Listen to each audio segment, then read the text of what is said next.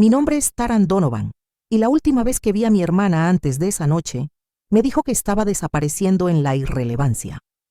Se rió cuando lo dijo, como si fuera una broma, pero no lo era. No realmente. Así que cuando llegó la invitación para la celebración del 40º aniversario de mis padres de etiqueta, solo para la familia, la miré durante un buen rato, casi la tiré. Casi. Pero había una razón por la que no lo hice. Él y mi sobrino, que ahora tenía 12 años, curioso, agudo como yo solía ser antes de aprender a estar callada. Llegué tarde a propósito, me colé por la entrada trasera.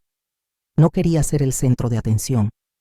Llevaba un largo abrigo de color carbón sobre mi uniforme. Nadie necesitaba saber quién era, todavía no. Jenna, mi hermana, ya estaba en plena actuación cuando llegué haciendo girar su champán, encantando a los invitados y lanzando pullas a quien no estuviera allí para defenderse. Y por supuesto, me encontró.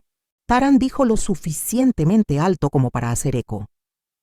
¿Todavía trabajando en esa cosa secreta que haces para el gobierno? ¿Siquiera te dan títulos de verdad o solo insignias y silencio risas? No crueles, solo descuidadas del tipo que corta más profundo. No dije nada, pero Eli estaba mirando. Tiró del vestido de su madre, se inclinó con los ojos muy abiertos. Mamá, ella es la general. Silencio. Ni un solo tenedor se movió. Y así de repente, la sala recordó quién era yo en realidad. No la hermana olvidada de Jenna, la General Donovan. Antes de que escuchéis la historia completa, detrás de ese momento, si alguna vez os han abandonado herido vuestra propia familia, y aún así os han obligado a sonreír, a pesar de todo, dejad un comentario. No cuento esto para quejarme, sino porque quizás en algún lugar sentisteis lo que yo sentí. Ahora dejad que os lleve de vuelta a donde todo comenzó de verdad. No siempre fui invisible. Hubo un tiempo hace mucho en que yo era solo Taran, callada, estudiosa, siempre haciendo preguntas que hacían suspirar a los adultos. No era difícil, simplemente no era Jenna. Jenna brillaba. Bailaba en los recitales, hacía amigos con facilidad, sonreía a la orden. A nuestra madre le encantaba vestirnos igual, vestidos a juego, lazos a juego, hasta que un día simplemente dejó de hacerlo. Yo tenía 9 años, Jenna 11. Ella se quedó con los lazos. A mí me legaron el silencio. Cuando llegué al instituto, la división no era solo emocional, era arquitectónica. Su lado de la casa tenía la luz, los colores cálidos, la bienvenida. El mío tenía la habitación del sótano con las ventanas que dejaban pasar corrientes de aire y una pila de trofeos de matemáticas por los que nadie preguntó jamás. Llamaban a Jenna el corazón de la familia y a mí la que siempre estaba haciendo sus propias cosas. Esa era su forma educada de decir que no me entendían y no querían intentarlo. Me alisté en el ejército a los 17, me inscribí la mañana después de la graduación y me fui sin una fiesta. Recuerdo que mi madre lo llamó una fase de rebeldía. Mi padre se encogió de hombros y dijo que me haría más fuerte. Jenna les dijo a todos que solo estaba huyendo de la vida real. Nunca enviaron paquetes durante el entrenamiento básico. Nunca preguntaron dónde estaba desplegada. Cuando ascendí a capitana, nadie llamó.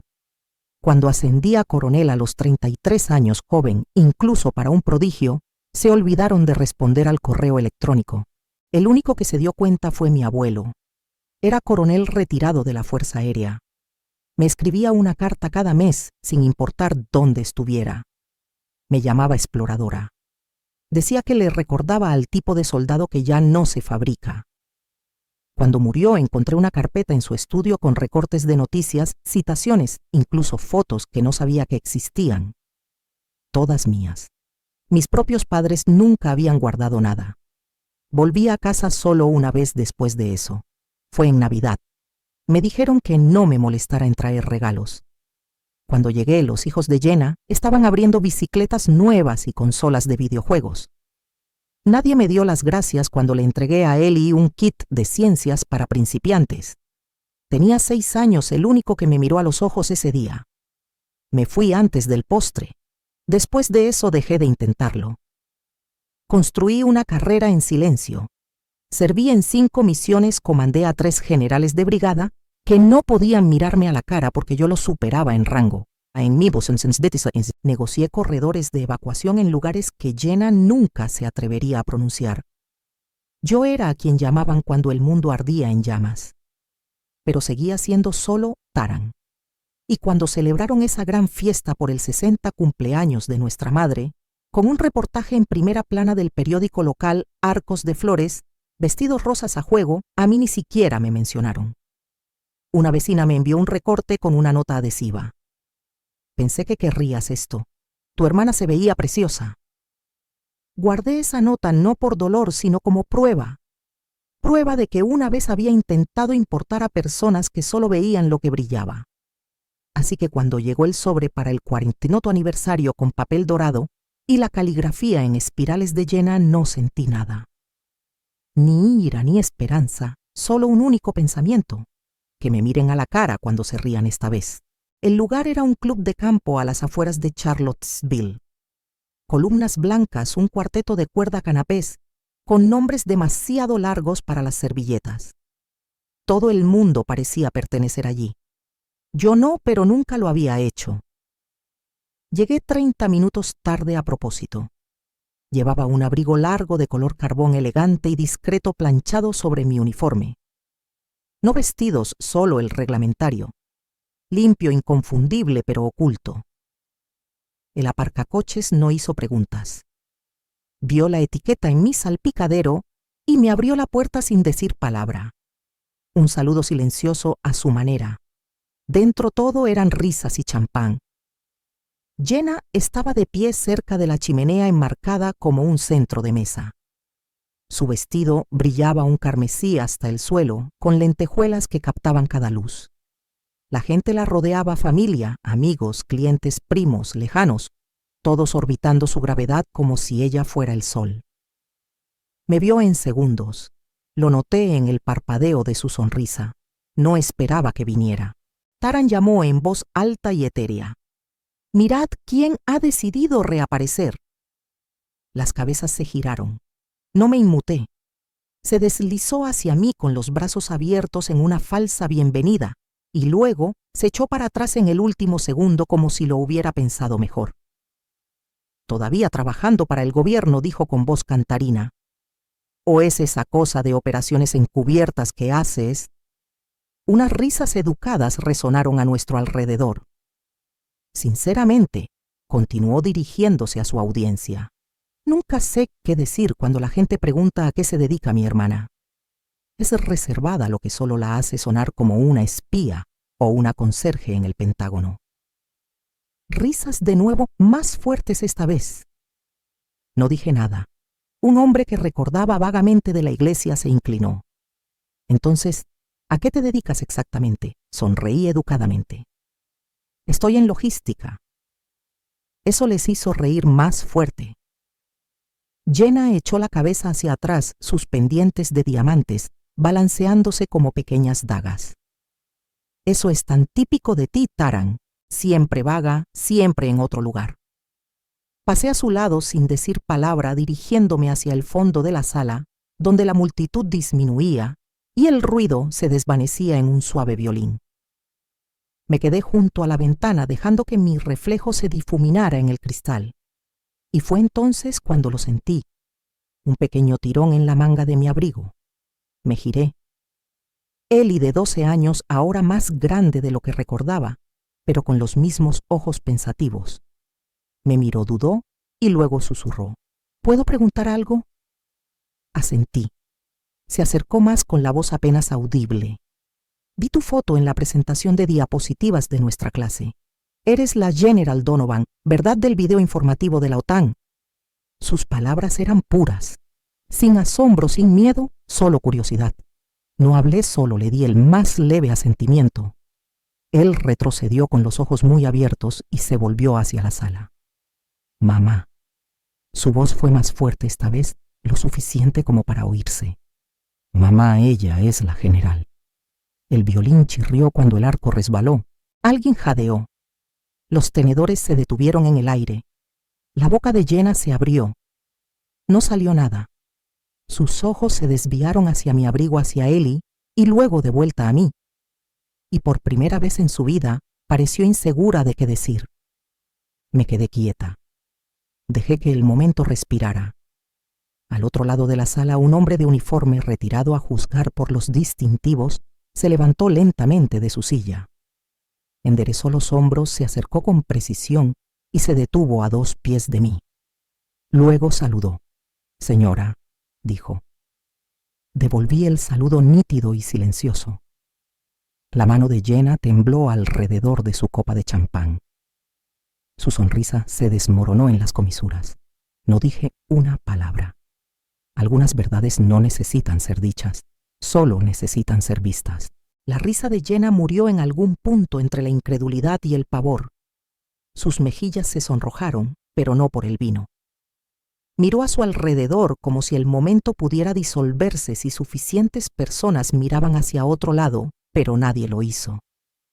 Alcé la mano lentamente y desabroché el botón superior de mi abrigo. Un clic. 2. Cuando el tercer botón se soltó, el abrigo se abrió lo suficiente como para mostrar la barra de condecoraciones en mi pecho.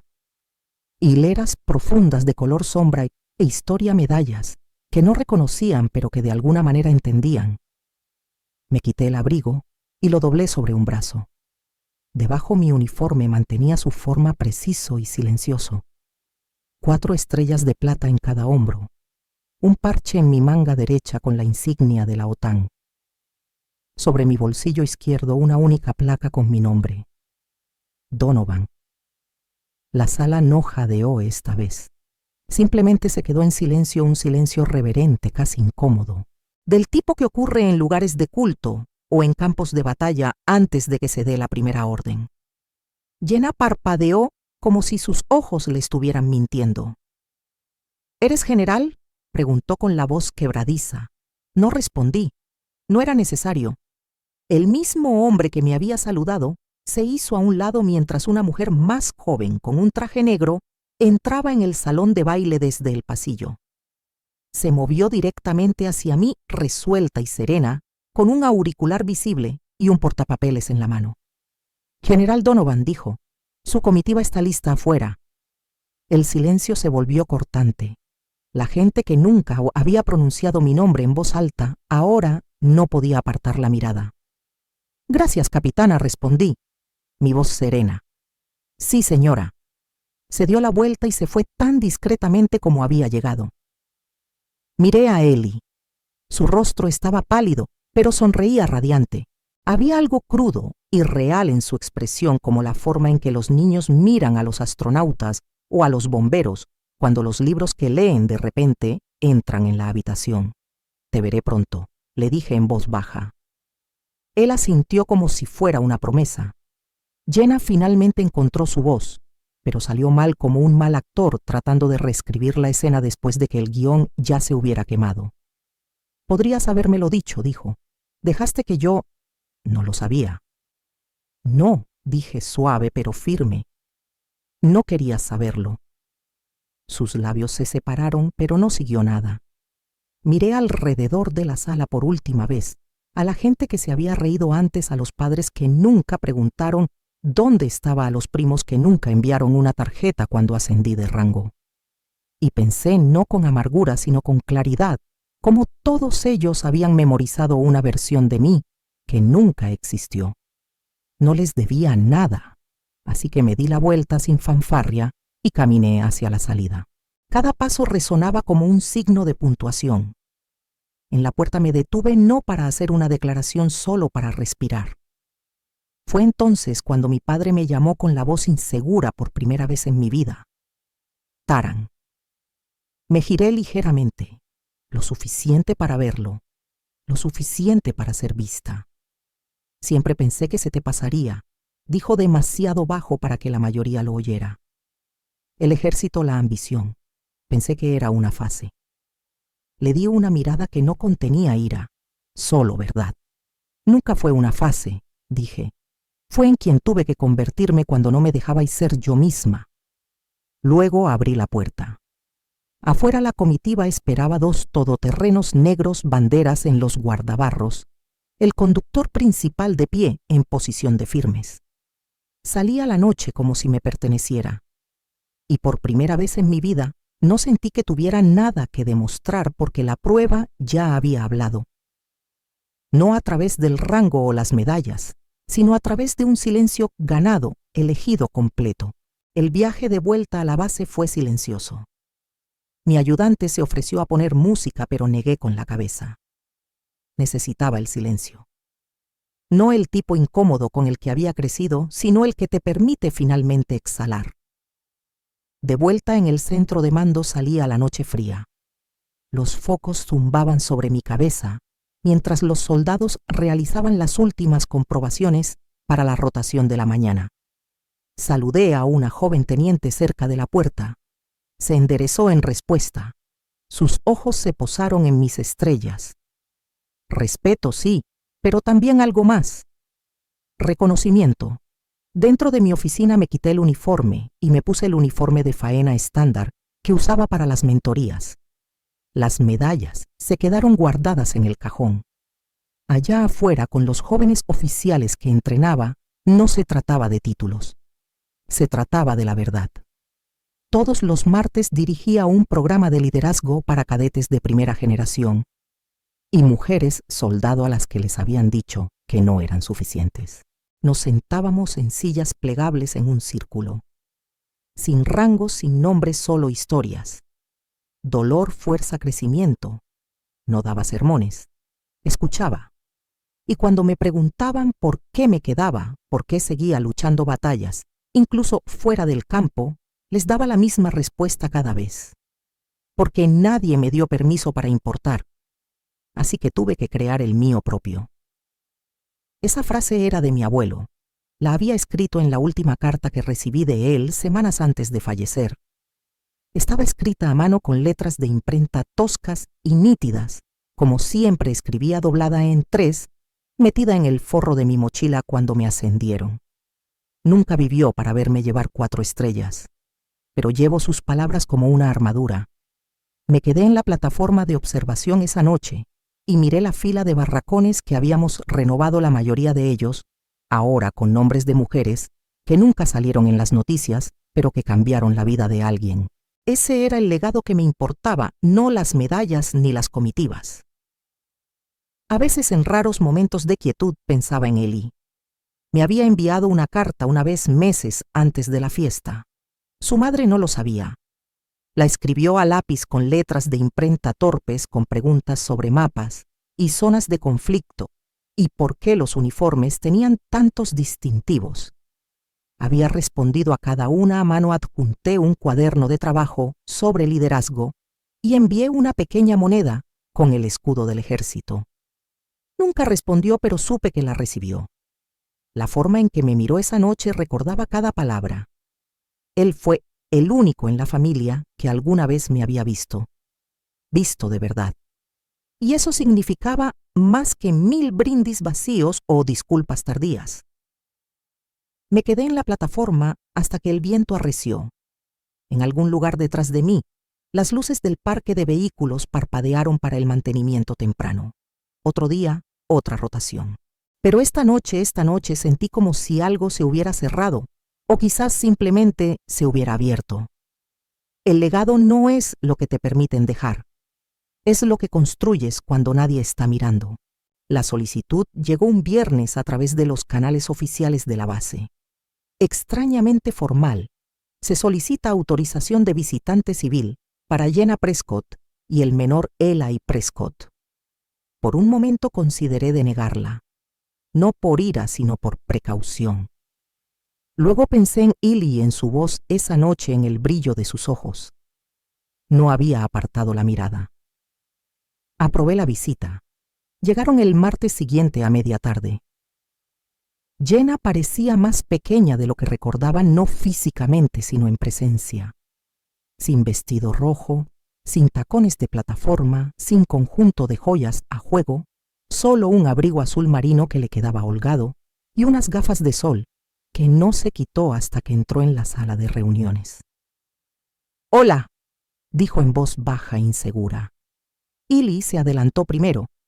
Le dije a mamá que quería ver dónde trabajas. Sonreí. Siempre eres bienvenido aquí. Los guié por los campos de entrenamiento, el centro de simulación táctica, el muro de mentoría, donde los nombres de los graduados de programas anteriores estaban grabados en acero cepillado. Jenna no dijo mucho, solo escuchaba. En el pasillo final bordeado de retratos en blanco y negro de mujeres oficiales que habían ascendido contra viento y marea, Eli señaló uno. Esa eres tú. Asentí. Se volvió hacia su madre. Dijiste que no le gustaban las cosas de familia, pero ella construyó todo esto. Jenna no respondió de inmediato. Sus manos estaban apretadas alrededor de la correa de su bolso. No lo sabía, dijo finalmente. O quizás no quería saberlo. Esperé. Se volvió hacia mí. Su voz se quebró. Estaba celosa. Hiciste todo lo que nos dijeron que no hiciéramos. Te fuiste. Creaste algo sin pedir permiso a nadie. Y me burlé de ello porque no podía entenderlo. Mantuve los brazos cruzados. No se requería comprensión. Se requería respeto. Ella asintió con los ojos llenos pero firmes. No espero perdón. No te lo ofrezco, dije no con crueldad. Pero te ofreceré algo más. Me volví hacia Eli. El próximo verano organizaremos un campamento de liderazgo juvenil. Ya he reservado una plaza para ti si la quieres. Su rostro se iluminó. ¿En serio? Sonreí. ¿En serio? Se abalanzó hacia adelante y me abrazó fuerte y rápido de la forma en que lo hacen los niños cuando aún no saben cuánto significa. Jenna observó en silencio. Cuando él se apartó me encontré con sus ojos. No vamos a volver a como era antes. No fingiré que no me borraste. No te lo pido, dijo.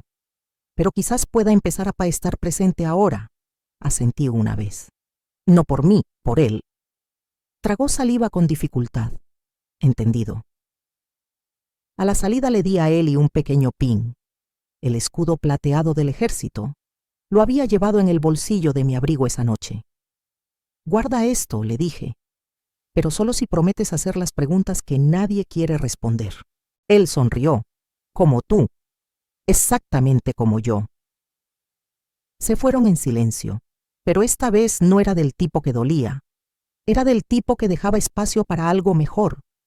No redención, no reunión, solo realidad. Y quizás algún día respeto. Hay un banco tranquilo justo después de los campos de entrenamiento, donde a veces me siento al atardecer. Desde allí puedo ver los terrenos del campamento juvenil, circuitos de cuerdas, tiendas de lona y el viento tirando de las banderas. Pronto Eli estará ahí fuera haciendo preguntas difíciles, encontrando su propia voz. Jenna me envía actualizaciones de vez en cuando. Nada dramático, solo cosas sencillas. Los informes de lectura de Eli, una foto de él llevando el pin del ejército que le di. Torcido y orgulloso. Nunca pide nada.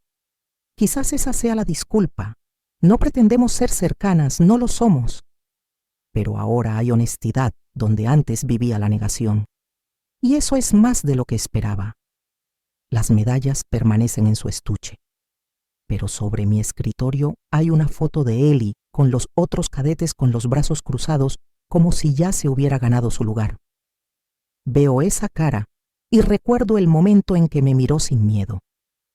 Ni siquiera con admiración, sino con claridad. Mamá, ella es la general. Lo dijo sin agenda, sin vergüenza, sin ninguna necesidad de actuar. Simplemente vio algo que nadie más tuvo el valor de ver. Esa noche el silencio de Jenna fue ruidoso, pero su pregunta, su voz fue más fuerte. Ella finalmente me vio.